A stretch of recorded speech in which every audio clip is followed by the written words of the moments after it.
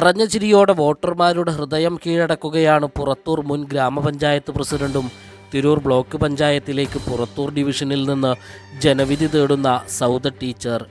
5 വർഷക്കാലം പുറത്തൂർ ഗ്രാമപഞ്ചായത്ത് പ്രസിഡന്റായ അനുഭവ പാഠങ്ങളുമായാണ് ഇത്തവണ ബ്ലോക്ക് ഡിവിഷനിലേക്ക് ജനവിധി തേടുന്നത്.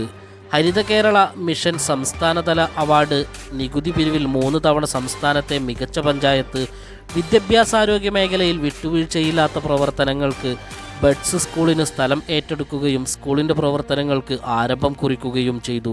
ഹോമിയോ ഡിസ്പെൻസറി, ആയുർവേദ ഡിസ്പെൻസറി, ജനകീയ ഹോട്ടൽ, പകൽ വീട്, സംസ്ഥാനത്ത് തന്നെ ഉറ്റുനോക്കിയ ഒട്ടനവധി പദ്ധതികൾക്ക് ഇക്കാലയളവിൽ സൗദ ടീച്ചർക്ക് നേതൃത്വം കൊടുക്കാൻ സാധിച്ചിരുന്നു.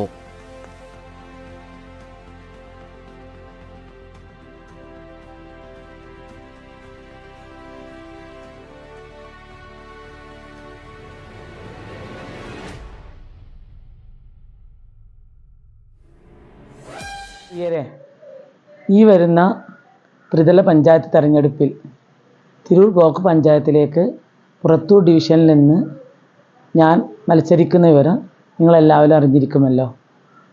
കഴിഞ്ഞ 2015 മുതൽ 2020 വരെ ഈ പുറത്തൂർ ഗ്രാമപഞ്ചായത്തിൻ്റെ പ്രസിഡൻ്റായി സേവനമനുഷ്ഠിച്ച് നിങ്ങളിലൊരാളായി ഞാനുണ്ടായിരുന്നു.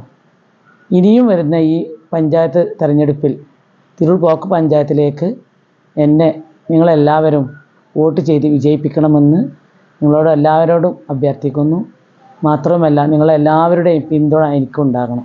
IET ഹയർ സെക്കൻഡറി സ്കൂളിലെ അധ്യാപിക, ജനാധിപത്യ മഹിളാ association Thavanur area treasurer, CPIM local committee അംഗം എന്നീ നിലകളിൽ സാമൂഹിക രാഷ്ട്രീയ സാംസ്കാരിക രംഗങ്ങളിൽ നിറസാന്നിധ്യമാണ് സൗദ ടീച്ചർ.